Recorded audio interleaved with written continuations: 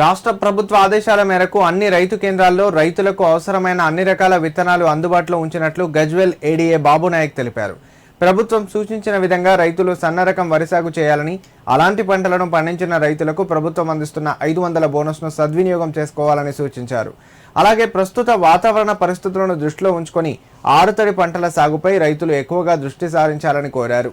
రైతులకు అవసరమైన మేరకు యూరియా నిల్వలు కూడా సిద్ధంగా ఉన్నాయని పేర్కొన్న బాబు నాయక్ ఎలాంటి అపోహలకు లోను కాకుండా తమ పంటలకు అవసరమైన యూరియాను కొనుగోలు చేసుకోవాలని సూచించారు.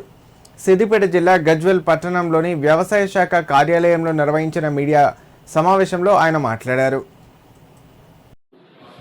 మన గజ్వేల్ వ్యవసాయ డివిజన్ పరిధిలో మొత్తం 17 రైతు వేదికలు ఉన్నాయి. 4 మండలాలు గజ్వేల్, కొండపాక, కుకునూర్పల్లి అండ్ రాయపల్ మండలాలు.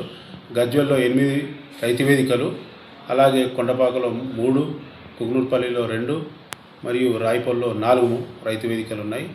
రేపు 23 తారీఖు నుంచి 30 తారీఖు వరకు విత్తన మేళ రైతులకు విత్తనాలు రైతు వేదికల ద్వారా అమ్మకము మరియు విత్తన మేళ రైతు వేదికలలో రైతుల సమక్షంలో ప్రదర్శించాలని చెప్పేసి ప్రభుత్వం నుంచి మరి సూచనలు ఉన్నాయి. కాబట్టి మన వ్యవసాయ విస్తీర్ణాధికారులు మరియు వ్యవసాయాధికారులు మరియు సంబంధిత రైతు వేదిక పరిధిలోని డీలర్లు మరి ఇక్కడ గజ్వేల్లోని డీలర్లు ఈ రైతు వేదికలలో విత్తన మేళ కార్యక్రమంలో వారి వివిధ రకాల విత్తనాలు అక్కడ మరి రైతుల సమక్షంలో విక్రయం చేస్తారు మరియు అక్కడ ప్రదర్శించడం అనేది జరుగుతుంది.